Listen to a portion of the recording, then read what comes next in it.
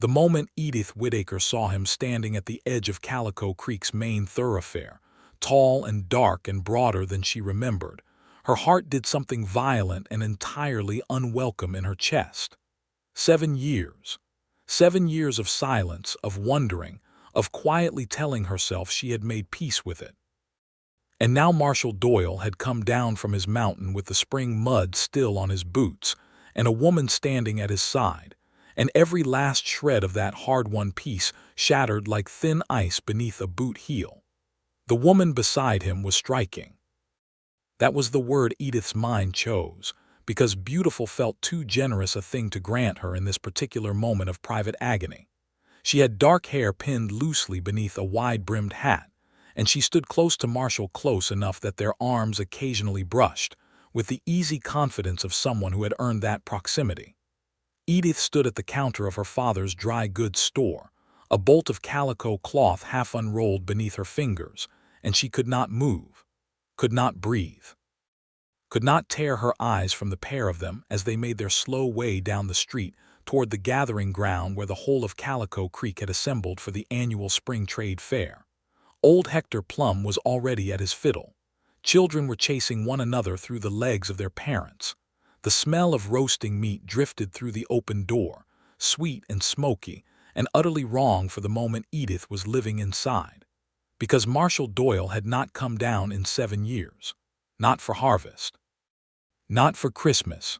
Not for her father's illness, which the whole territory had heard about. Not for the letter she had written him in the autumn of 1876 that she had spent 3 nights composing and one sharp morning regretting the moment it left her hand. He had not come, and eventually she had understood that as an answer. A cold, silent, final answer. She had built a life around that answer. She had rebuilt herself inside its certainty.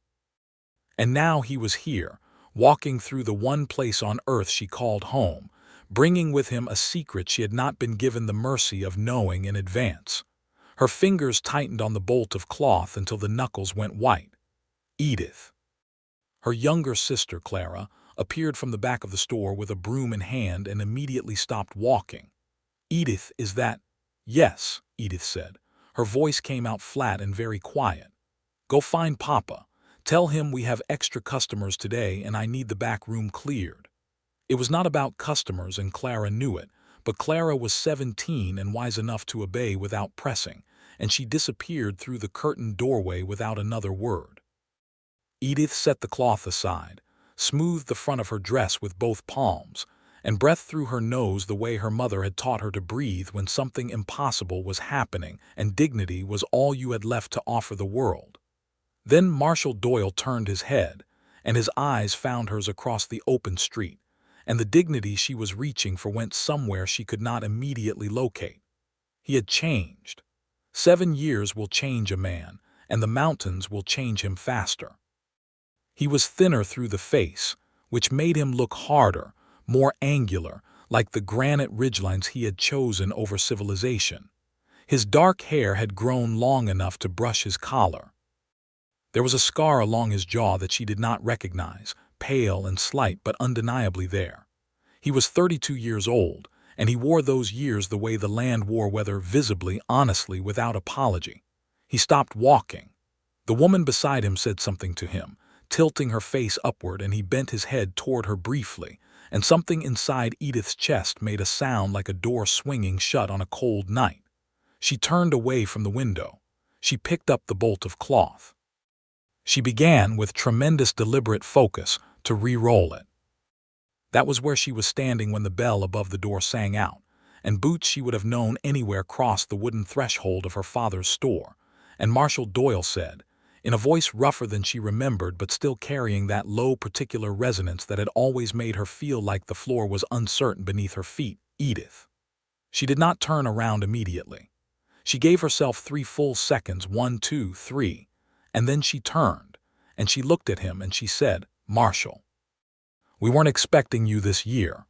The understatement of it cost her something, but she paid it without flinching.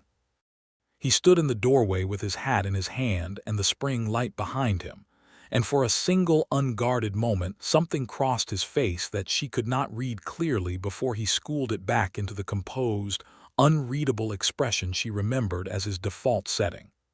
"I know," he said. "I should have sent word ahead."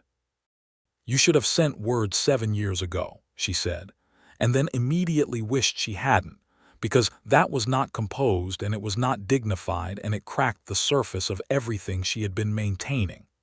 The woman who had been at his side appeared then, stepping around from behind him into the doorway, and she was even more striking up close. She had hazel eyes and a direct gaze, and she looked at Edith with something that was not hostility, but also was not the blankness of someone who didn't understand the weight of the room she had walked into. She understood. That was somehow worse. "My name is Rose Calloway," the woman said, and her voice was clear and steady. "I don't mean to impose on your establishment." "You're not imposing," Edith said automatically, because her father had raised her to be hospitable and that training ran deeper than heartbreak. "The store is open. What do you need?" It was Marshall who answered. "Thread, if you have it, some salt, a few tins of—" "I know what you need from a general store, Marshall," Edith said, and she moved around the counter with the mechanical efficiency of someone who had been doing this since she was 11 years old. "The same things you needed 7 years ago when you were still a person who came down from that mountain." The words surprised her as much as they surprised him. She could see it in the slight widening of his eyes before he pressed his jaw tight. Good. Let him be surprised. Let him feel something unexpected. She had been sitting with unexpected feelings since the moment she saw him at the edge of the street, and she had no particular desire to do it alone. Rose Calloway stepped inside and let the door close softly behind her, and she had the grace to drift toward the far side of the store and examine a display of ribbons with apparent interest, which gave Edith and Marshall a sliver of privacy that was as thin and insufficient as a paper wall. "I owe you an explanation," Marshall said quietly. "You owe me nothing," Edith replied, setting a spool of brown thread on the counter with a crisp sound. "We were never formally anything, Marshall. You were the son of your father's ranching partner. We were friends. Friends do not owe each other explanations for choosing a different life." The word friends landed between them like something thrown with force. He absorbed it without changing expression, but something in the set of his shoulders shifted, and she knew him well enough, had always known him well enough to read that shift as pain. Good, she thought again and hated herself for thinking it. "I wrote you a letter," he said. She stopped moving. She set both palms flat on the counter. "I wrote you one too," she said. "In October of 1876. I don't imagine you received it." "I received it," he said. The silence that followed was not the comfortable kind. Edith looked at him. He looked back at her. Outside, Hector Plum's fiddle struck up something bright and entirely inappropriate, and children laughed, and the whole cheerful machinery of the spring gathering ground on without any consideration for what was happening inside the quiet dry goods store on the corner of Calico Creek's Main Street. "You received my letter," she said at last, very carefully, "and you chose not to respond." "I chose to protect you," he said. "From what exactly?" And Marshall Doyle looked at her with those dark, weathered eyes and said, "From the thing that followed me up that mountain. From the reason I could never come back." The words dropped into the air between them and hung there, heavy with the weight of a secret she had not known existed, and suddenly the story Edith had been telling herself for 7 years. The story where she was not wanted enough, not chosen, not sufficient, began to fracture along its edges in ways that were both a tremendous relief and a fresh new category of terror. The spring of 1870 had been the last good spring. That was how Edith had always quietly marked it in her memory, not with dates or events, but with the feeling of it, the way the whole world had seemed to lean forward into warmth and possibility. She had been 19 years old, just past the worst of the grief following her mother's death the previous winter. Her father, Obadiah Whitaker, had kept the store running with the grim determination of a man who understood that commerce was the only form of prayer he knew, and Edith had stood beside him at the counter 6 days a week and learned the price of everything: flour and nails and candles and trust and time. Marshall Doyle had been 25 then, working his father's portion of the Doyle-Hartley Ranch on the eastern slope of the valley. A serious young man with serious eyes who had a habit of buying more supplies than he strictly needed on any given trip to town, and then standing at the counter for longer than the transaction required, turning his hat in his hands and asking her questions about books she had read, about the letters she had received from her cousin in San Francisco, about what she thought of the territorial elections. He listened when she answered. That was the extraordinary thing. He actually listened, and he remembered what she said, and the next time he came in he would pick up the thread of whatever conversation they had left incomplete, as though her thoughts were worth the careful storage of them. She had fallen in love with him the way a person falls into a river gradually, and then all at once, with the disorienting sensation of being in the middle of something enormous before she had quite worked out what it was. He had kissed her exactly once, on the evening of the 1870 spring gathering, behind the livery stable while the fiddle music played the same bright notes she was hearing now. He had been careful about it, deliberate, as though he had been planning the exact angle of approach for some time, and she had kissed him back with the whole force of everything she had been quietly containing for months, and afterward they had stood in the warm spring dark and she had thought, "Here is the shape of my life. Here is the thing I have been waiting to discover." Then autumn had come, and with it the trouble. She had not known the full shape of it until now, standing across a counter from him with 7 years of silence between them like a river that had changed course. What she had known was this. A man named Cord Beaumont had arrived in the territory in September of 1870 with a small company of writers and a collection of legal papers that looked, on careful examination, entirely real. The papers claimed that a portion of the Doyle-Hartley Ranch, specifically the eastern 40 acres that Marshall's father had filed on, had already been legally deeded to Beaumont's land company 3 years prior, in a transaction that old Gerald Doyle swore he had never entered into but could not prove he hadn't, because Gerald Doyle had a weakness for whiskey and a habit of signing things he didn't read. The dispute had consumed the valley that autumn, and in the middle of it, Marshall's father had died heart failure, the doctor said, though there were those who said the heart failure had been significantly assisted by the stress of finding himself legally dispossessed of the land he had worked for 20 years. And then Marshall had gone up the mountain. That was all Edith had known, that he had gone up, to the small cabin he'd been building in pieces for 3 seasons on the high eastern slope, and that he had not come back. She had told herself he was grieving. She had told herself the dispute over the land had broken something in him, and he needed solitude to repair it. She had told herself, for the better part of a year, that he would come back when he was ready. Then she had told herself the harder thing, that some people make a choice, and the choice is silence, and silence is its own answer. She had not told herself that there might be something else entirely happening on that mountain, that there might be a reason she didn't know about, that the secret he was carrying might have been one he was carrying partly for her sake.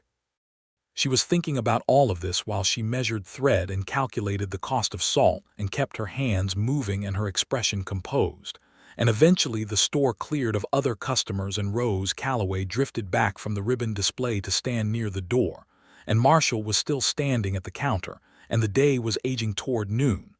"Tell me," Edith said at last. "Tell me the thing that followed you up that mountain." He looked at her for a long moment. Then he looked at Rose Calloway, and something passed between them that Edith catalogued carefully. Not the look of lovers, she realized with a jolt of something that might have been hope if she'd let it be, but the look of 2 people who have shared a particular hardship and understand each other because of it. The look of survivors of the same storm. Cord Beaumont did not only want the land, Marshall said. He turned back to Edith and set both hands flat on the counter, mirroring her posture from a few minutes ago, as though they were unconsciously negotiating something across the divide of the wood between them. He wanted all of it, the whole valley, and he had a method. What method? Edith asked. He would find something on a person, Marshall said. Something they'd done or something someone connected to them had done that could be used. He was very good at finding those things, and he would use them to drive men off their land, to force women out of their homesteads, to clear the board piece by piece until he held everything. Edith was very still. And what did he find on you? Marshall's jaw was tight. Not on me, he said. On someone I cared about. She understood then, with a certainty that was cold and absolute, what he was about to tell her. She saw it before he said it, and she took a single sharp breath. He found something on your father, Marshall said quietly. On Obadiah, from the years before you were born, when your father was a young man traveling west. Edith's hands came off the counter. She took a step back. What thing? There was a fire, Marshall said. In a town in Missouri. A warehouse fire, 1852. 3 men died. Your father was in that town. Beaumont had found a witness who claimed, falsely, I believe, wholly falsely, Edith. I need you to understand that, who claimed that your father had started that fire. For the insurance money that didn't even exist on the building. It was a fabrication, but the witness was credible and the papers Beaumont had were convincing. And in 1870 in this territory, a charge like that against a man who couldn't thoroughly disprove it would have meant prison at the very least. The room was very quiet. Outside, the fiddle played. Outside, the spring gathering went on in its bright and oblivious way. He threatened you with my father, Edith said. He came to me 3 days after my father's funeral, Marshall said. He said that if I left the valley and didn't contest the land claim and never came back, the witness and the papers would disappear. He said if I stayed, or if I told anyone what he was doing, he would use the papers against your father. He said that one way or another, this valley would be his, and the only question was how much damage he did on his way to owning it. Edith pressed one hand to her mouth and stood with her eyes fixed on some middle distance that had nothing in it. I went up the mountain because it was the only place I could be where he couldn't use me as leverage against anyone else, Marshall said. I stayed because every time I thought about coming back, I thought about what he still had, what he could still do. 7 years, Edith said. Her voice had gone strange and soft. 7 years, Marshall. I know, he said, and the 2 words carried everything. Rose Calloway moved then. She came away from the door and placed herself quietly at the edge of the conversation, and Edith looked at her with the fresh eyes of someone who was rearranging her entire understanding of a situation. Who are you? Edith asked, and the question was not unkind, but it was direct. I'm from Beaumont's territory, Rose said. Or I was. I ran a boarding house in Ridgeline for 5 years. Beaumont used the same method on me. He had papers claiming my late husband had stolen cattle from a neighboring rancher. My husband was a good man who had been dead 2 years and couldn't defend himself. Beaumont wanted the boarding house and the land under it, and I had to give it up or face watching my husband's name destroyed and his family in Missouri humiliated. She said all of this with the steady directness of someone who has made peace with her own story, however bitter the peace was. I made it as far as the base of the eastern slope before my horse went lame. Marshall found me trying to repair a broken wheel in the middle of a snowstorm in February. Edith looked at Marshall. She had no place to go, he said simply. I brought her up to the cabin. We have been living in that cabin together for 4 months, Rose said, and there was nothing coy about how she said it. She was not playing games.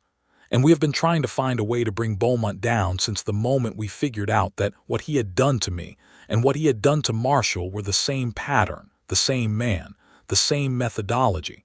We came down now because we finally have something. Edith looked between the 2 of them. The rearrangement happening inside her was vast and complicated, and she did not have time to fully complete it, so she shelved most of it for later and focused on what was immediate. What do you have? She asked.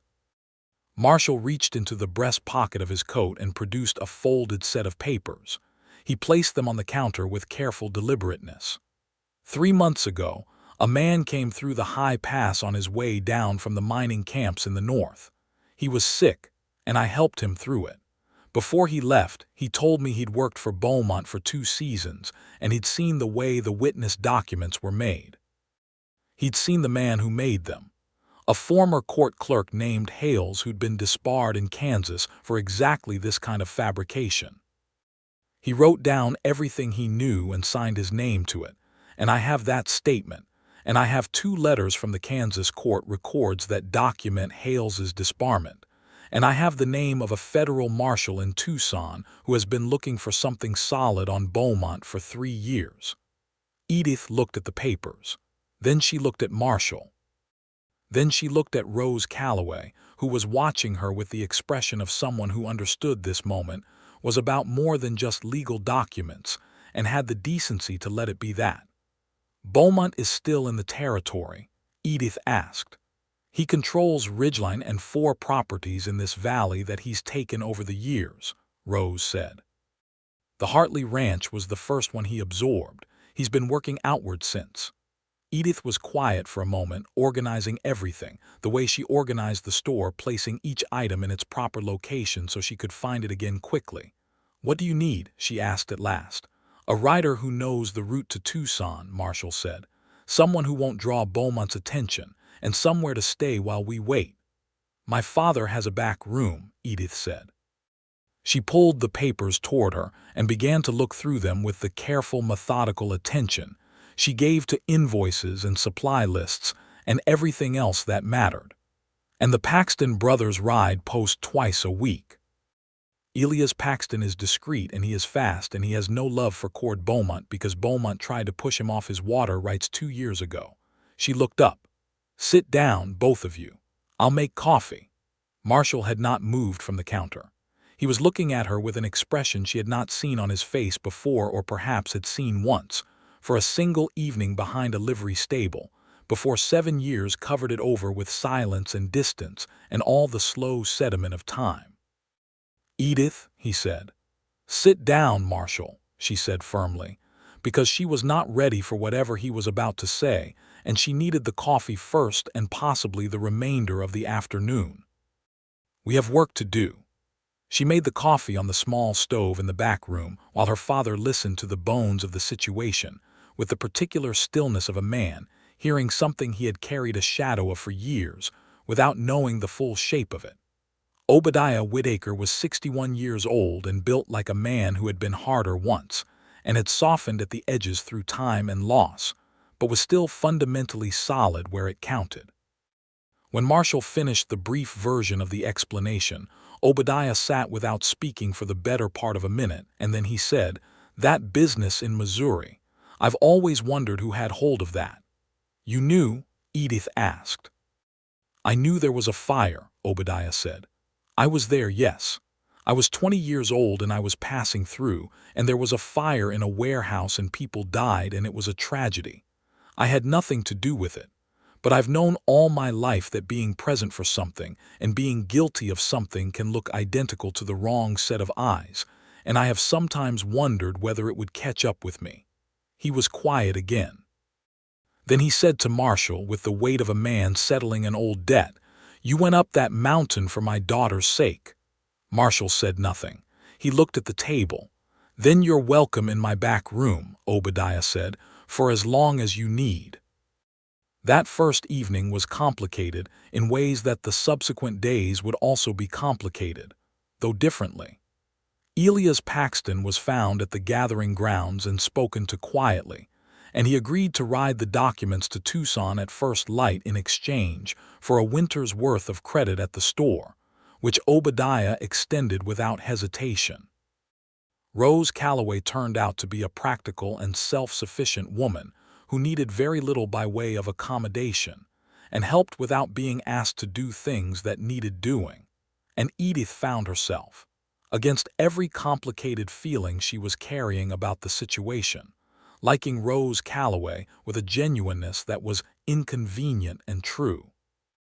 The back room was small but had 2 cots, and Rose took one, and Marshall was offered the spare room above the store that had belonged to Edith's mother and that nobody had used in 11 years, and he stood in the doorway of it for a long moment before he went in and shut the door, and Edith stood in the hallway listening to the silence until she understood she was being ridiculous and went to her own room.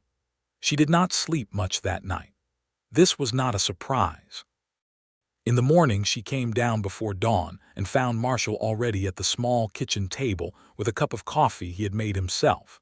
Sitting in the same posture she remembered from 100 mornings in her memory, elbows on the table, both hands around the cup, head slightly bowed, thinking through something. The sight of him in that familiar posture in an unfamiliar context was so specific and so painful that she stopped in the doorway and had to hold onto the frame for a moment.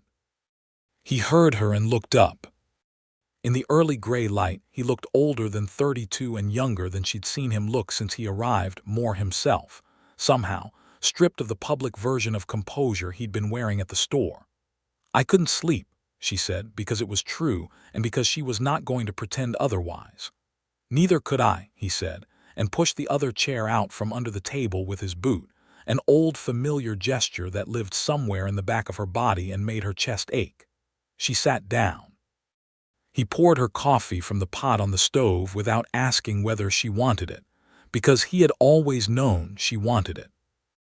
They sat together in the early quiet with the gray light coming through the single window and the sounds of the town stirring slowly to life outside, and for a while neither of them said anything, which was its own kind of conversation. "I read your letter so many times it fell apart at the folds," he said eventually. Edith looked at the table. "It said things I meant," she said. "I know what it said," he replied. "I've known what it said every day since I read it." "Then you also know what it means that you didn't answer," she said, and her voice was steady, but the steadiness cost her. "I know now that there were reasons. I understand the shape of them. But Marshall, I wrote that letter because I needed to know if what happened between us was real, and your silence told me it wasn't. And I built 7 years on top of that answer. 7 years of telling myself I was fine, that I had made peace, that I didn't think about you when the spring came." "Did you?" he asked. "Make peace?" She picked up her cup. "Some days more than others." He was quiet for a moment. "I thought about you every day," he said, in the tone of a man reporting something factual rather than making a romantic declaration, which somehow made it more devastating. "I thought about you, and I thought about your father, and I thought about what Beaumont would do if I gave him any reason to use what he had. And I went up to that mountain every morning and came back to that cabin every night, and I told myself that keeping away from you was the only thing I could do that was worth anything." "It wasn't worth it," Edith said clearly. "I needed you to come back. I needed—" She stopped, because the sentence had more places it could go than she was ready to send it. She started again more carefully. "I needed to know what I was choosing to live without. Instead, I didn't know. I just had the silence and I filled it in wrong." Marshall set down his cup. He looked at his own hands for a moment, large and work-roughened, and bearing the particular marks of a man who had spent years cutting his own firewood and hunting his own meat and doing every hard physical thing entirely alone. Then he looked at her. "I know I can't take back the 7 years," he said. "I know they happened to you the same way they happened to me, except that I had the knowledge to make sense of them and you had nothing but the silence. That is not something I can undo." "No," she agreed. "But I am down from the mountain now," he said, "and I am not going back up." She looked at him carefully. "Because of the documents, because you think you can bring Beaumont down." "Because of the documents, yes," he said. "And because I have been up there long enough and I am tired, Edith. I am tired of solitude, and I am tired of exile, and I am tired of being a man who is nowhere because he is afraid of what his presence will cost someone else." He paused. "And because Rose said something to me in February that I have not been able to stop thinking about." "What did she say?" "She said that the worst thing a person can do to someone they love is to make decisions on their behalf, without asking whether that's what they want. She said she would have rather had the fight with Beaumont and the risk of everything going wrong than spend 20 years watching a good man disappear up a mountain to protect her from a choice she should have been allowed to make herself." The kitchen was very quiet. Somewhere outside a rooster announced the morning with total commitment. "Rose is a wise woman," Edith said. "She is," Marshall agreed. She said I should tell you everything and let you decide what you wanted to do with it. And here you are, Edith said. Here I am, he said.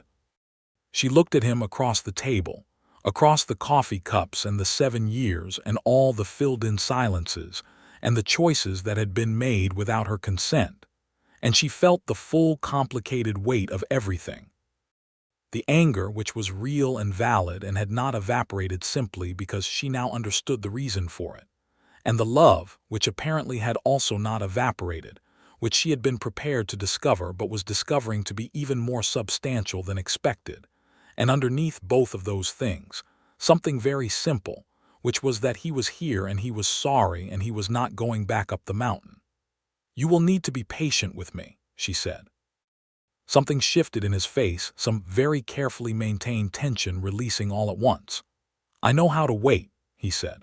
You've proven that, she said, and it came out with a dry edge that surprised a short sound out of him that was very nearly a laugh, and the sight of that, the near laugh on his face in her kitchen, in the early morning, was so unexpectedly precious that she had to look away before she did something undignified. The waiting for Elias Paxton's return from Tucson was 2 weeks. They were, in their way, 2 of the most consequential weeks of Edith's life. She ran the store as she always had, and Marshall helped her, which was practical given the circumstances and also quietly remarkable. He had large hands and a methodical approach, and he was good with numbers, better than she'd remembered, and he could lift things that required 2 of her, and he was unfailingly courteous with the customers in a way that did not carry the slightly aggressive friendliness of a man performing courtesy, but rather the genuine quality of someone who had spent 7 years, not speaking to very many people, and found, having returned to society, that he valued it more than he'd let himself realize. The town noticed him, of course. Calico Creek was a small place and Marshall Doyle was a known quantity. The mountain man, the Doyle boy, the one who'd gone up after his father died and not come back. There was curiosity and there was some wariness, and there was the particular scrutiny that small Western communities applied to returnees and strangers both. He bore it with the patience of a man who understood he had made himself a subject of speculation and had no particular right to object to it. Rose Calloway helped in the store as well, and also began quietly making connections with the other women of Calico Creek in the way that practical, capable women do, knowing which children belonged to which families, which households were struggling with what particular difficulty, who had a reliable milk cow, and who had been making do without. She had a gift for being useful without making the people she helped feel diminished by needing help, and within a week she was a familiar and liked presence in a way that took most newcomers considerably longer to achieve. Edith watched this and thought about what it meant, about who Rose was, about who Marshall had become living in close proximity to someone like that for 4 months, about what the mountain had done to him versus what it had failed to do, which was make him cruel or bitter or small. He was still himself. That was maybe the most significant thing.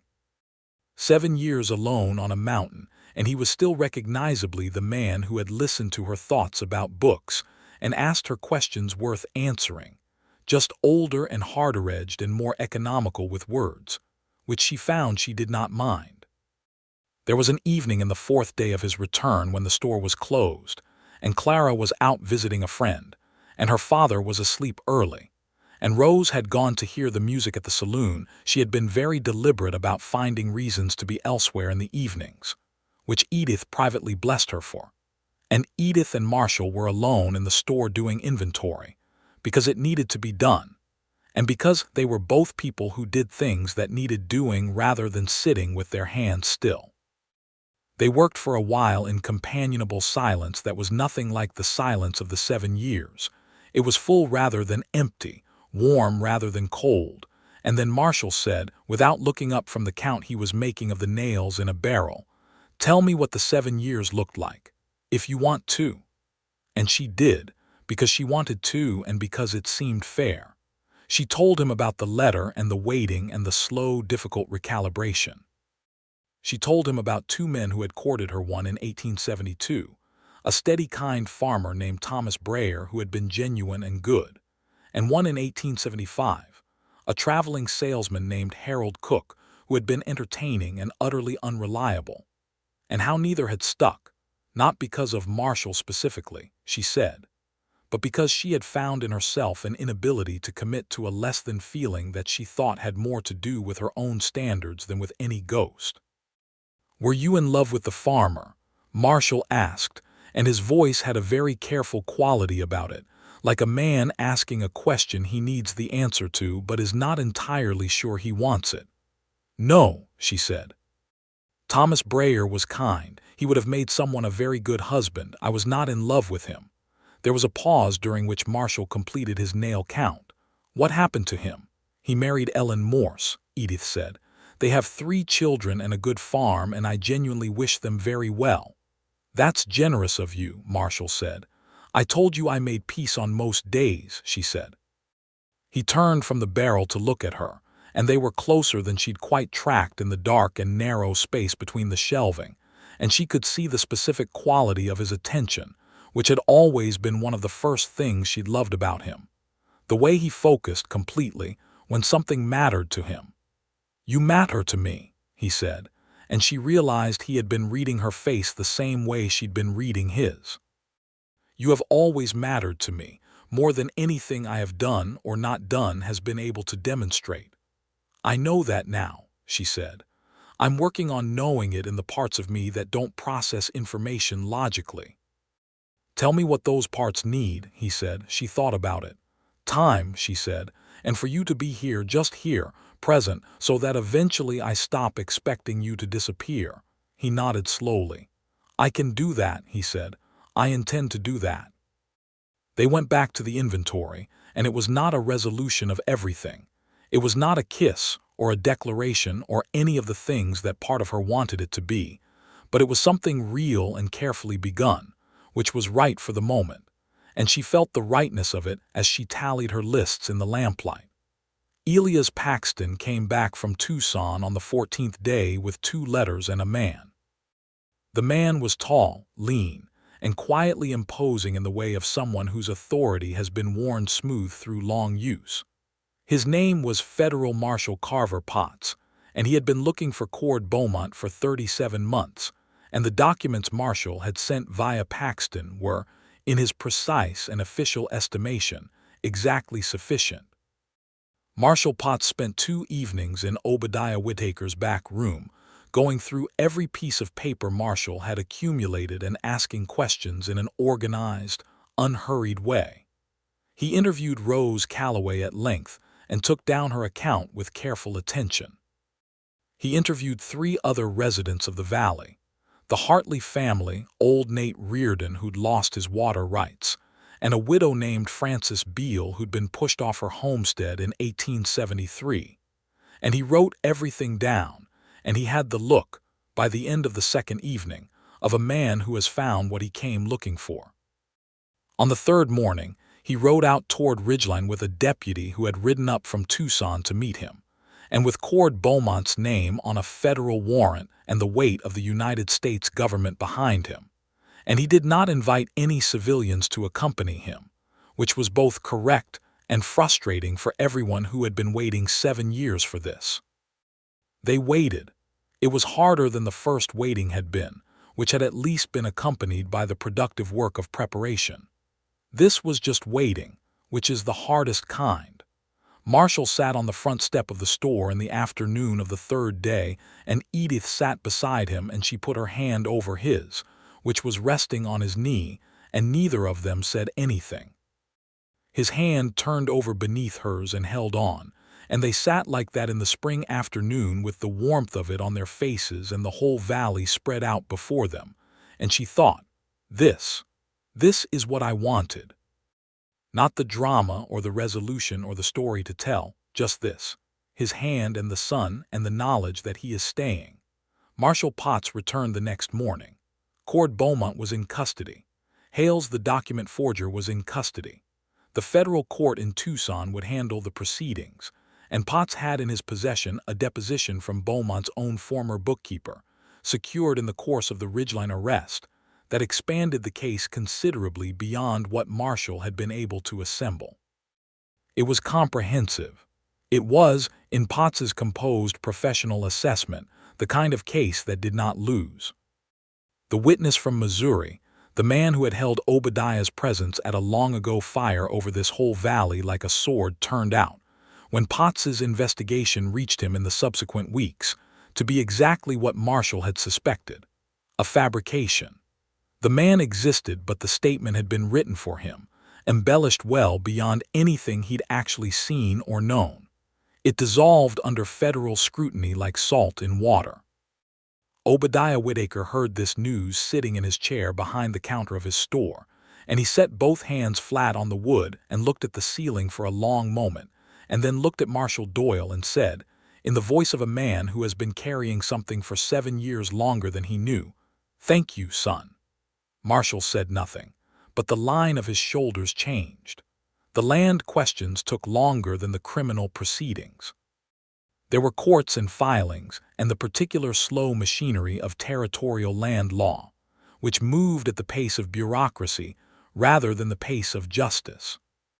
The Hartley property, the 40 acres that had started everything, was eventually returned to the Hartley family, who had in the interim scraped together a lease on a smaller parcel, and were still intact as a family though considerably diminished.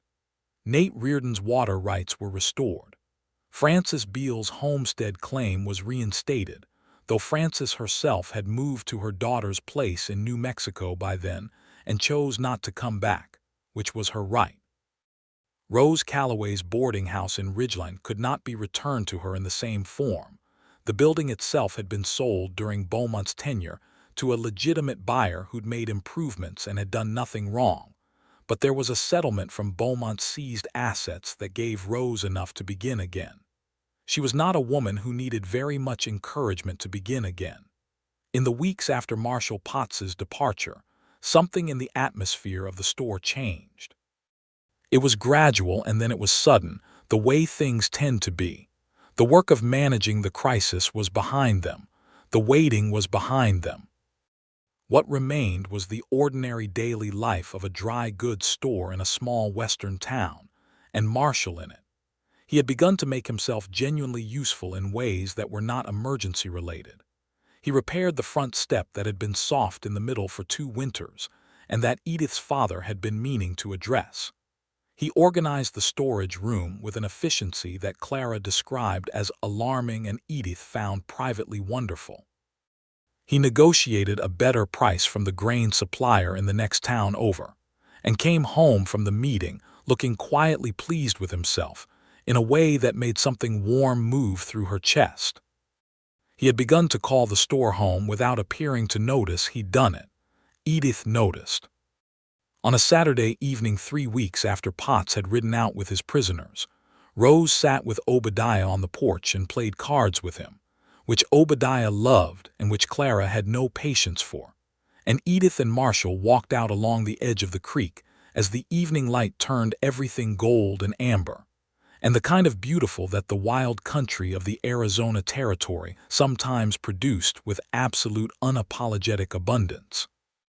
They had been talking about nothing in particular, about the creek level and whether the spring had been wetter than usual, about a book she'd ordered that had finally arrived in the supply wagon, and then they weren't talking about anything.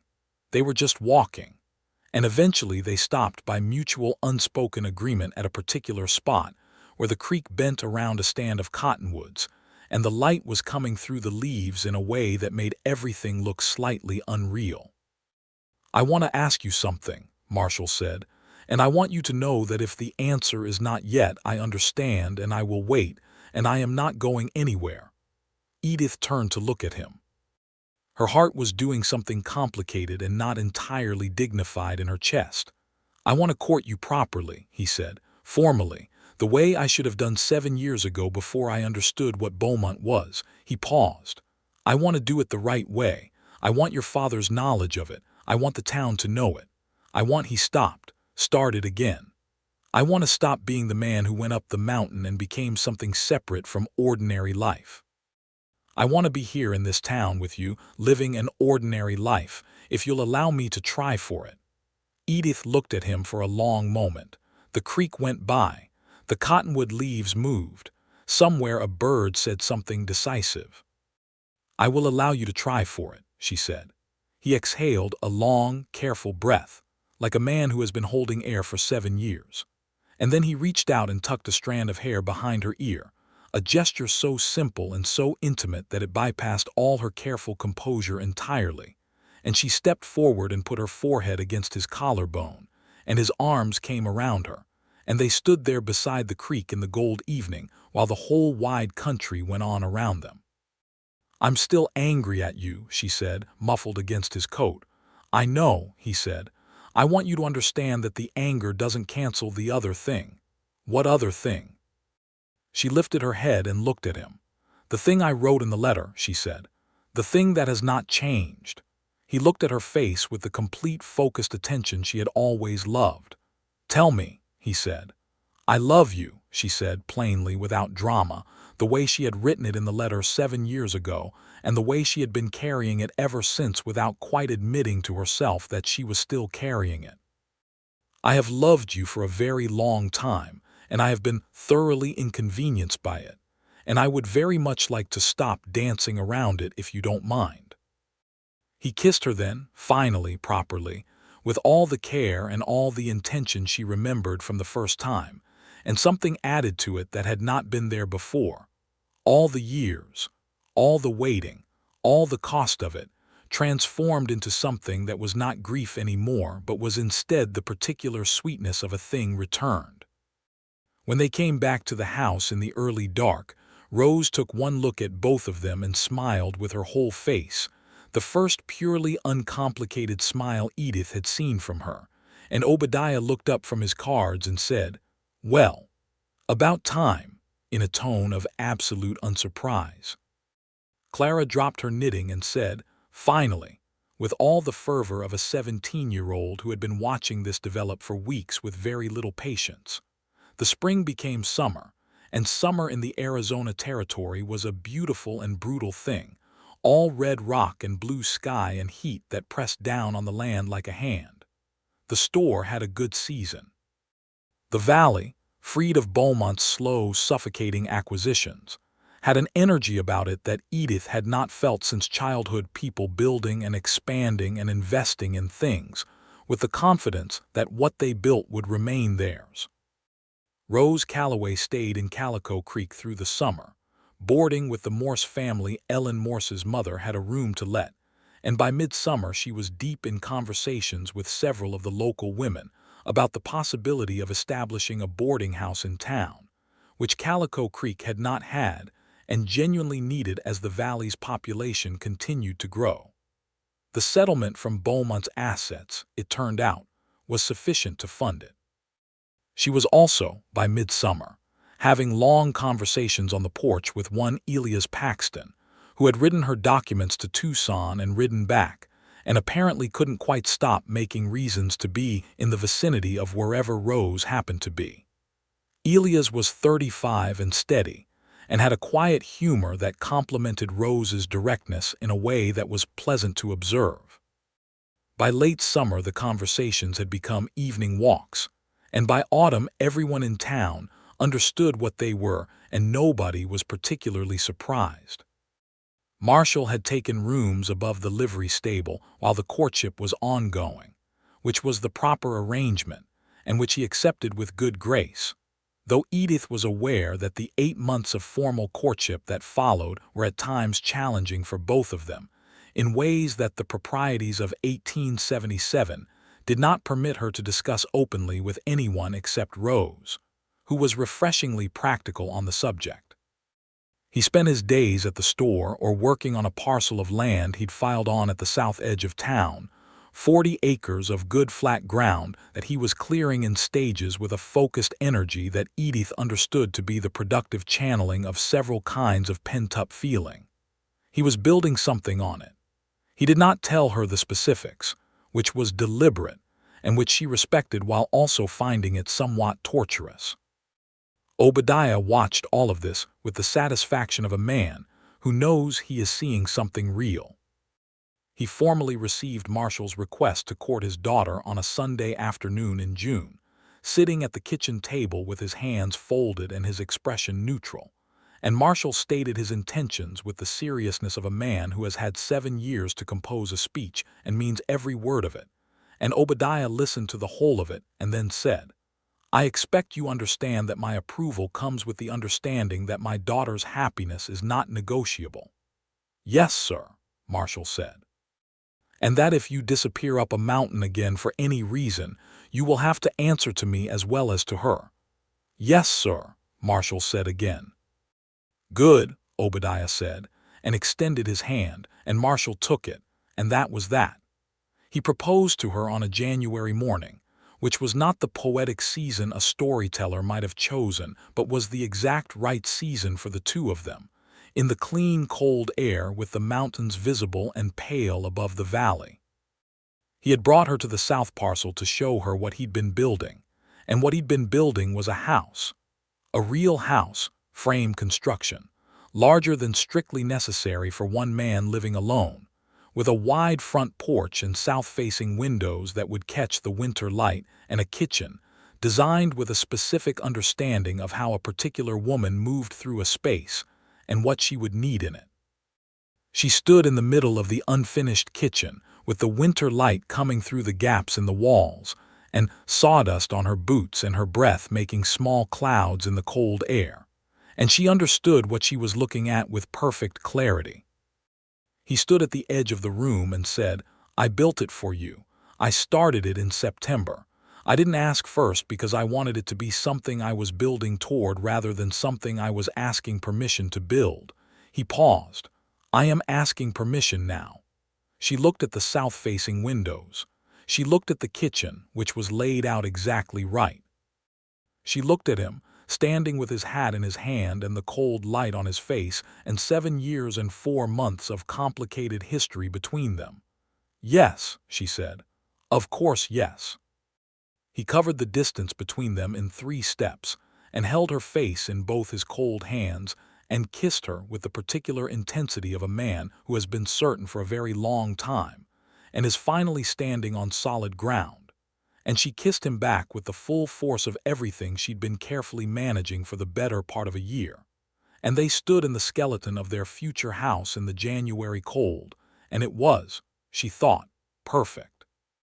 They were married in March of 1878, 1 year and a handful of days after Marshall Doyle came down from his mountain for the first time in 7 years.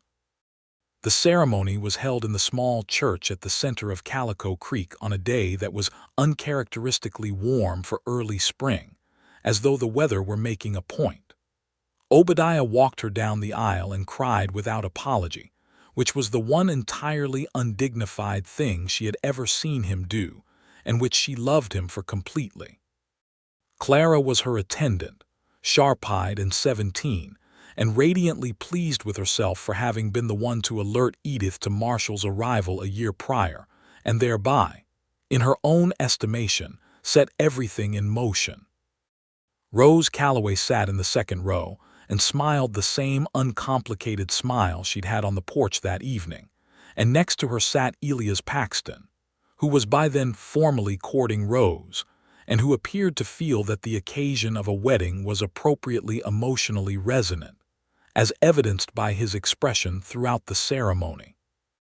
Marshall stood at the front of the church and watched Edith walk toward him with the look of a man who is memorizing something he plans to carry for the rest of his life, and she walked toward him and thought about the girl who had kissed him behind a livery stable in 1870, and then spent 7 years believing she'd imagined what it meant, and she thought, "I knew what it meant. I knew all along." They said their vows in steady, clear voices, and when the minister said he could kiss his bride, he kissed her properly and without excessive haste, and the church made sounds of general approval. And then they walked back down the aisle together through the spring light and went home. The house on the south parcel was finished and furnished and warm, and Marshall carried her over the threshold because she asked him to, and he complied without drama, setting her down carefully on the kitchen floor and looking around at the house he had built as though confirming to himself that it was real. "It's real," she said, reading his expression. "I know," he said. "I'm still adjusting." "We have time to adjust," she said. He smiled then, properly, fully, with none of the guardedness that had lived in his face for so many years, and it was such a transformative event that she stopped breathing for a moment just to look at it. She had not seen him smile like that since 1870. She had thought, in her harder moments, that the mountains had taken it from him permanently. She was very glad to be wrong. The first year of their marriage was the kind of year that a person files away in their memory as the baseline for happiness, the standard against which all subsequent years are measured. Not because it was without difficulty, because nothing of real life is without difficulty, but because the difficulties were ordinary ones, manageable ones, the kind that two people working together toward the same thing can navigate without losing each other. Marshall took on work as a carpenter, the skills he developed building his mountain cabin, and then the house had made him genuinely good at it, and the valley was growing fast and there was constant need. Edith continued with the store, which she had always loved, and had no intention of abandoning simply because her life circumstances had changed. Her father appreciated the partnership, and Clara, now 18, was developing into a competent presence at the counter in her own right. There were conversations about the store's future. Obadiah's health was not bad but was not robust, and he had begun talking about the possibility of stepping back, of letting Edith take the primary role. She took this seriously and planned for it with the same methodical attention she brought to everything practical. In the autumn of 1878, she discovered she was expecting a child. She told Marshall in the kitchen on a Tuesday morning before the store opened, sitting across from him at the table where they had first talked honestly 7 years of silence to rest, and he was very still for a moment, and then he reached across and took her hand in both of his and held it with a steadiness that said everything he didn't immediately have words for. "Are you all right?" he asked first, which was the right first question. "I'm well," she said. She searched for the right word. "Astonished," she said. "Even though I expected it was a possibility, still astonished." "Good astonished or frightened astonished," she considered. "Both," she said honestly. "In about equal measure." He nodded. "Same," he said. She laughed at that unexpectedly, and he looked startled and then laughed too, and they sat laughing in the kitchen while the morning light came through the south-facing windows, which had been designed for exactly this kind of light, this kind of morning. Rose Calloway's boarding house opened in October of 1878, a proper establishment with 8 rooms and a dining room, and the very specific warmth of a place run by someone who understands that travelers need more than a clean bed. It became quickly indispensable to Calico Creek's commerce, as it sat adjacent to the main road, and the population of the territory was in a phase of sustained westward movement that showed no sign of slowing. Rose and Elias Paxton were married in November of that same year, a smaller ceremony than Edith and Marshall's had been, but no less real for its quietness. Elias had sold his post-riding route to a younger man and was working as Rose's partner in the boarding house, handling the business correspondence and the supply negotiations and all the other invisible labor that kept a going concern going. And he was visibly happy in the way of a man who has found both the work and the person he was meant for. Edith's son was born in the late spring of 1879, May, when the heat was building but the mornings were still cool, and the whole valley smelled of what it was becoming. He came into the world with considerable energy, and a set of opinions he expressed immediately and at volume, which Marshall greeted with an expression of pure wonder that Edith filed permanently in her memory. They named him Gerald, for Marshall's father, the man whose death had set everything in motion, whose loss had driven his son up a mountain, whose memory deserved to be honored in the ordinary, ongoing way of naming children. Gerald Doyle was a red-faced, loud, and thoroughly determined infant who became, in the subsequent months, a crawling and then walking and then running embodiment of all the energy that a second chance at life can produce when it has 2 willing parents and a solid house and a whole valley in which to expand. Obadiah Whitaker met his grandson with the face of a man who is arriving at the end of something he is grateful to have survived to see, and Edith watched her father hold Gerald and understood that some kinds of peace are made, not found, that you build them deliberately, out of the materials that hard years provide, and that the building is worth it for exactly moments like this. Clara married in 1880. A young schoolteacher named James Alderton, who had come out from Ohio with a trunk full of books and a genuine passion for the education of frontier children, and who looked at Clara with the helpless adoration of a man who had not expected to find what he'd found and was overwhelmed with gratitude for it. The wedding was held in the church where Edith and Marshall had married, which gave the occasion the particular resonance of one story turning back to acknowledge an earlier chapter of itself. Obadiah Whitaker passed in the winter of 1881, peacefully in his sleep, at the age of 63, having made himself thoroughly comfortable in his chair by the fire, and apparently simply decided that was enough of a good day. Edith grieved him with the full force of a love that was complete and without any unresolved thing in it, which is the best kind of grief to have, still terrible but clean. Marshall sat with her through the worst nights of it and said very little, because there was nothing useful to say, and because he understood better than most people the particular quality of grief for a father, and because being there was what she had asked of him, and he was a man who kept his promises. She told him once in those grief-heavy weeks that she was grateful for the 7 years, not because she wanted them, not because she would choose them, but because they had clarified something in her about what she valued and why, and had made her incapable of taking ordinary mornings and kitchen tables and the sound of a familiar voice for granted. He listened to this without defending or dismissing it, which was exactly right. By 1882, Calico Creek had grown substantially. The railroad had come within 20 miles of the valley, which changed everything about commerce and supply and the particular tempo of daily life. The store expanded under Edith's management, adding a second room and a wider range of goods, and a small mail-order catalog operation that was Edith's particular contribution.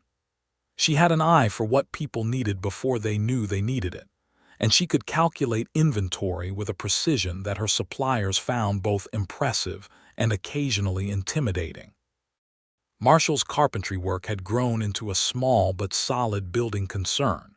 He had 2 men working with him by this point, both young and eager to learn, and he taught them with the same methodical patience he brought to everything, showing the right way to do a thing and explaining why it was the right way, which is a better teaching method than most people employ. He built homes and outbuildings, and the new church that the congregation had outgrown into, and the extension on Rose's boarding house when 4 rooms stopped being enough, and the school that James Alderton's growing enrollment required.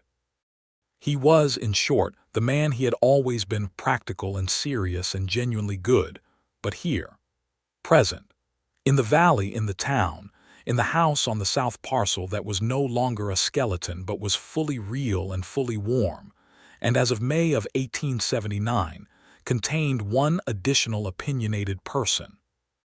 Gerald turned 3 in the spring of 1882, and was by that point a person of particular opinions regarding horses, excellent, green vegetables, unjustifiable, and his father's building tools, extremely interesting and requiring constant access. He was also a person who had clearly decided, at an early age, that his primary objective in life was motion, which kept both of his parents in a state of benevolent exhaustion.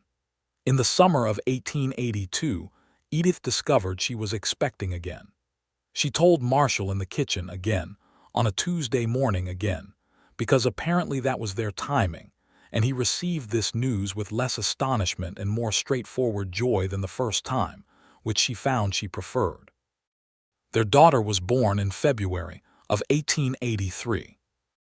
They named her Frances for Frances Beale, the widow who had been pushed off her homestead by Cord Beaumont and had made her way to New Mexico and never come back, who had been a small part of a larger story but had deserved to have her loss witnessed and remembered.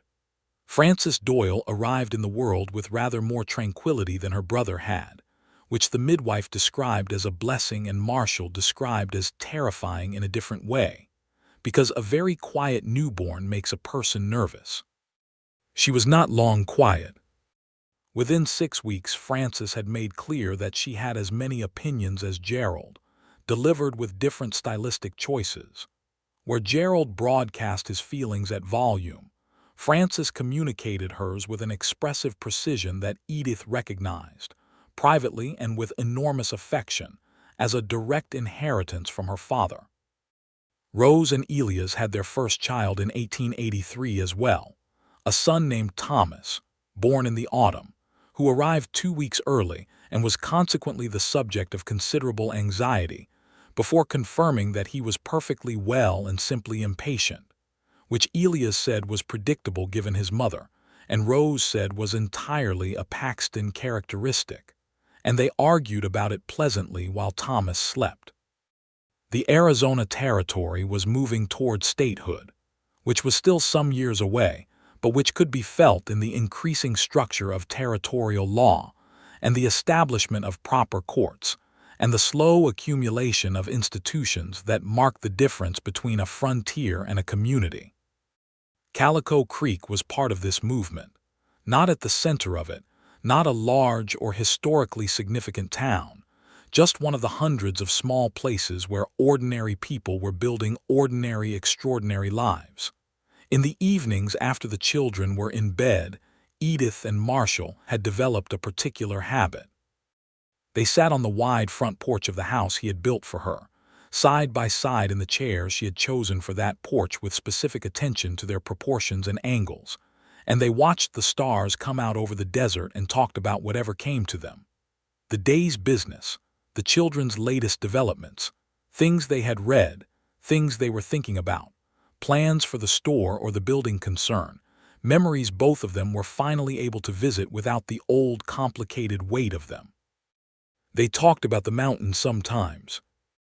Not with pain, or not only with pain, with the matter-of-fact quality of people who have processed a difficult history thoroughly enough that it has become simply part of the landscape of who they are. He told her things about those 7 years that she had not asked, and he had not volunteered before small things, particular things, the way the light hit the high snowfields in February, and the sound the pines made in strong wind, and the exact quality of a solitude so complete it had a texture, like a fabric. She listened to all of it with the interest she had always brought to what he had to say. "Did you ever think about just staying up there?" She asked him once in the autumn of 1883, sitting on the porch with her feet up on the railing and Gerald asleep inside after an adventure-heavy afternoon and Frances settled in her cradle, just accepting it, making it your permanent life. He was quiet for a moment, looking at the stars. "Yes," he said, "in 1874, 1875. Those were the hardest years when I'd started to think that Beaumont was more permanent than I'd first believed and that I might have miscalculated what the mountain was costing me." He paused. "And then in 1876 your letter came." She looked at him. "And I read it," he said, "and I read it again. And I put it away for a week and then I read it again. And every time I thought about accepting the mountain as permanent, I thought about your letter, and I couldn't do it." He looked at her sideways. "You wrote that you loved me and that you had decided not to wait anymore, but that you needed to say it first because otherwise it would remain inside you like an unpaid debt. You wrote that even if I never came back you hoped I was well, and that I was making something meaningful of whatever life I was living." "I remember what I wrote," she said softly. "The thing that would not let me stay up there permanently," he said, "was that the letter was not asking me for anything. It was not pressing or demanding. It was just honest. And I thought, she deserves someone who is honest back. And I thought, if I can ever be in a position to be honest with her, I will. And that thought was the rope I held onto for the next year and a half until Rose came through the snow and gave me the way down." Edith was quiet for a moment. Then she said, "I'm glad I wrote it." "I am profoundly glad you wrote it," he said, and the sincere gravity of it made her laugh a little, and he reached across the space between the chairs and took her hand, and they sat like that in the warm autumn night while the stars blazed overhead and the valley breathed around them. The year 1885 brought two notable things to Calico Creek. The first was the successful conclusion of the Cord Beaumont federal prosecution, which had wound its slow way through the territorial courts for the better part of 7 years following the initial arrest. Beaumont received a sentence of 15 years in the federal penitentiary, which, given the scale of what he had done, was arguably lenient but was also definitive, and Hales the forger received 8 years, and the several lesser figures in the scheme received variously smaller consequences that nevertheless constituted consequences, which is more than the victims had been able to count on for a long time. Marshall Potts wrote Marshall a brief note informing him of the sentences, the kind of note a professional writes to an informant, contained and formal, but at the end of it he had written, in a slightly different tone, "The territory is better for your persistence in this matter." Marshall read it 3 times and folded it and put it in the box where he kept things that mattered. The second notable thing of 1885 was that Edith discovered, on a Tuesday morning in the kitchen, that she was expecting a 3rd child. She told Marshall, and he received the news with the calm and unambiguous happiness of a man who has found that his life is better fuller than it was empty, and he poured her coffee and sat down and they talked about it practically, and then he said, with the slight roughness of voice that indicated feeling running deep, "I did not think I would have this." "What?" she asked. "All of it," he said, with a gesture that encompassed the kitchen and the house and the sound of Gerald upstairs and the cradle in the bedroom where Frances, now 2 and vigorously mobile, was improbably still asleep. "Any of it. I think when I went up the mountain I thought I was forfeiting this." He paused. "I was wrong about a lot of things." "You were," she agreed, with the warmth of someone who has long since moved past the accounting. Their second son was born in October of 1885. They named him Obadiah for her father, carrying that name forward in the way that keeps a person present in the world after they are no longer in it. Obadiah Marshall Doyle arrived with his brother's volume, and his sister's precision combined into a particularly forceful new configuration. And Gerald, now 6, received him with the interested proprietariness of an older child who has decided he will be the one to explain how everything works. And Frances, at 2, was primarily curious about whether the new arrival could be instructed to do things. It was going to be, Edith thought, watching all 3 of them in the warm October light of the bedroom window, while Marshall sat at the edge of the bed with his second son in his arms and the expression of a man who is counting his blessings with careful attention. It was going to be, she thought, a very rich and very loud and very full life, and she could not think of a single thing she would trade it for. The house on the south parcel grew another room in 1886 to accommodate 3 children with 3 distinct personalities requiring 3 kinds of space, and the room Marshall added was as well built as every other part of the house, which was exactly what she expected of him and what she always got. The store expanded again in 1887, adding a proper catalog room and a dedicated postal station that became the de facto center of mail-order commerce for the surrounding valley. Edith managed it with Clara's help and later, with the help of a young woman named Dorothea Price, who had come from back east looking for work, and found in Edith an employer who both demanded precision and genuinely respected the person doing the work, which combination Dorothea appreciated with visible relief. Rose Calloway Paxton's boarding house expanded for the 3rd time in 1887 as well, to 14 rooms, and she and Elias had 2 more children by then, making Thomas a middle child with a younger sister and a baby brother, and the chaos of their household gave Edith's own chaos a pleasant sense of company and proportion. They were, all of them, Edith and Marshall, Rose and Elias, Clara and James, young Dorothea at the store, old Hector Plum still with his fiddle, the Hartley family on their restored land, Frances Beale's memory kept alive in the name of a dark-haired 2-year-old who was currently learning to run faster than her parents, and found this development enormously satisfying. They were all of them woven into the fabric of a place that had survived Cord Beaumont's slow acquisitions, and come out the other side more itself than before. A valley of people who had chosen to stay and to build and to hold the line of ordinary life against the people who thought of land and community as things to be taken. Marshall told her one spring evening on the porch, with Obadiah the younger asleep in her arms, and Gerald and Francis visible through the fence wire playing some elaborate game of their own devising in the yard, that he had no regrets. He said it matter-of-factly, in the way he said most important things, as a report rather than a sentiment. "I mean the 7 years," he said. "I regret what they cost you. I don't regret that I did what I did because I can't see what else I could have done, but I regret what it cost you." "I know," she said. "I wanted to say it plainly," he said. "I don't say enough things plainly." "You say most things plainly," she disagreed. "You are one of the most direct people I know." "About practical matters," he said. "About feeling things I sometimes—" He paused, searching for the right word. "Economize," she supplied. He considered this.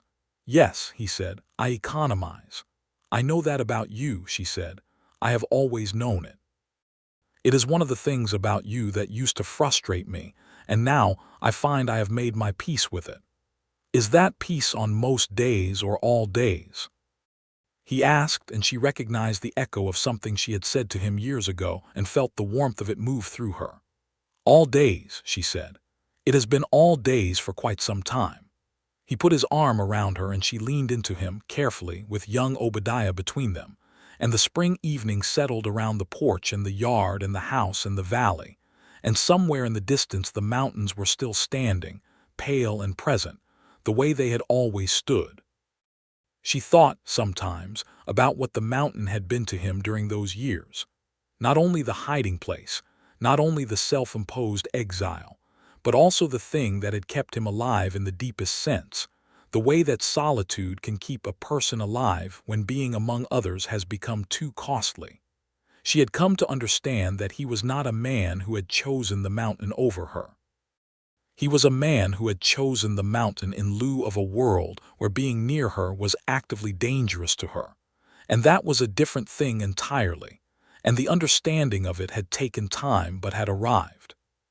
She also thought, more privately, about all the ways she had been wrong in the 7 years, about how she had sometimes been not merely sad but bitter, not merely wounded but quietly contemptuous of his silence, telling herself a story in which he was weak or indifferent or incapable of the feeling he had in fact been carrying the whole time. She had been wrong in those moments, and she had been entitled to be wrong, because she had not had the information, but being entitled to a mistake did not make the mistake smaller. She sat with that knowledge without punishing herself for it, the way she had learned to sit with most things honestly and without drama. What she knew was this, that the person she was now, in 1888, sitting on the porch of a house built for her by a man who had kept her in his mind for 7 silent years, with 3 children and a going concern, and a sister happily married and a best friend in a boarding house a quarter-mile away, this person had been made by all of it, by the love and the silence and the grief and the anger and the long, difficult work of learning to trust something she had already been burned by. None of it was wasted. All of it was here, in this person, in this life. The spring gathering of 1888 was much like all the spring gatherings before it, and like none of them, the way each year manages to be both. Old Hector Plum had finally retired his fiddle to a younger man, though he could be found near the music at every community occasion, with the satisfied expression of a man who has passed something on. Gerald Doyle, now 9, participated in the children's horse race with total commitment and came in 3rd and received the result with characteristic good grace. Frances Doyle, at 5, was more interested in the food and the gossip of the adult conversations than in anything organized for children, which surprised no one who knew her. Obadiah Doyle, at 2.5, was primarily interested in the horses and in trying to give them things. Edith stood at the edge of the gathering ground with the late afternoon light warming her face, and watched her family in the field marshal at the fence line, talking to Elias Paxton about something that required hand gestures. Rose nearby with young Thomas and the baby, Clara and James Alderton, coordinating something to do with the school children's display. And she felt the full weight of her life in a way that was not heavy, but was simply substantial. The good kind of substantial. The kind that comes from having built something real. Marshall appeared at her side without her having seen him cross the ground, as he sometimes did. He moved quietly for a large man, always had a habit of the mountains still in his body. He stood beside her and looked at the same view. "What are you thinking?" he asked. "That I'm grateful," she said. He was quiet for a moment. "For what specifically?" "That you came down," she said. "That day, that you came down and you did not come alone." He looked at her with the full attention he had always given her, the kind that made her feel like the most consequential person in whatever room or field or porch they were sharing. "Rose told me that February," he said. "When I found her in the snow with her broken wheel, she said she'd rather freeze trying to get somewhere than stay still and wait for the cold to come to her." He paused. "I thought about you when she said that." "You thought I was the broken wheel," Edith said dryly. The laugh that came out of him was genuine and full and still, even after 10 years of marriage and 3 children and all the ordinary and extraordinary events between, slightly astonishing to her. That sound from that face, the one she had thought the mountains had taken permanently. "I thought," he said, recovering, "that you had been waiting in the cold long enough." She took his hand. He squeezed hers. Around them the spring gathering went on in all its brightness, the music and the children and the smell of roasting meat, and the voices of 100 people who had chosen this valley and this life, and this particular ordinary Thursday afternoon in the Arizona Territory, 1888, as the location of their happiness. In the autumn of that year, Edith discovered, on a Tuesday morning in the kitchen, because evidently this was simply their method, that there would be a 4th child in the spring. She looked across the table at Marshall and he looked back at her, and they were both quiet for a moment, and then he said, "We may need another room." "We may need a whole other house," she said. "I can build that," he said, with perfect seriousness, and she laughed until she had to put her head down on the table, and he poured her coffee and sat down beside her and rubbed her back and waited for her to finish laughing, and the morning light came through the south-facing windows, and everything was exactly as it should be.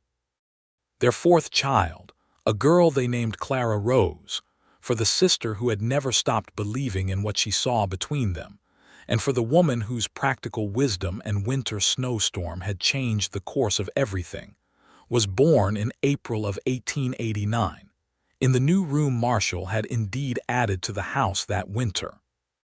She came in the afternoon, with the spring light on the window glass and the sound of Gerald and Francis and young Obadiah in the yard below, and she was pink and loud and entirely herself from the first moment, and Marshall held her with the worn ease of a man who has done this before but who has not for a single instant taken it for granted, and he looked at her and then at Edith and he said, "She looks like you."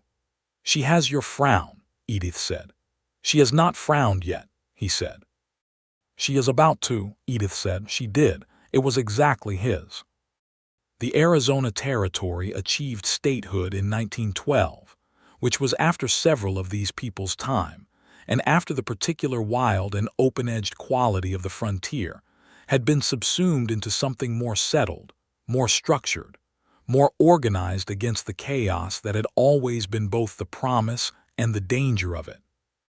But in 1889, standing at the edge of a spring gathering ground with her husband's hand in hers and 4 children somewhere in the vicinity, and a store well managed, and a house well built, and a whole valley recovered from the kind of man who believes that other people's lives are things to be owned, Edith Whitaker Doyle lived in the full and breathing present of a life that was precisely, completely hers. She had not come by it easily. She had come by it the way most things worth having are come by, through patience, and through anger, and through the long, difficult work of remaining open to something she had every reason to close herself against. Through a letter written in October of 1876 that said what was true. Through a Tuesday morning in March of 1877, when a man with spring mud on his boots and 7 years of silence behind him came down from a mountain and walked through the door of her father's store and said her name.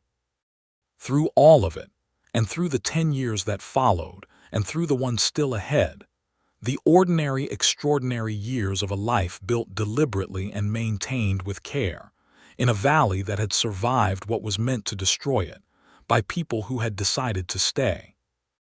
And on the porch in the evenings, when the children were in bed and the stars were out, and the desert night was warm and Marshall sat beside her with his arm around her shoulders, and the quiet between them was the full, warm, settled quiet of people who have said everything important, and can now rest in the having said it, Edith Whitaker Doyle looked at the mountains pale and present at the edge of the horizon, the same mountains that had held him for 7 years.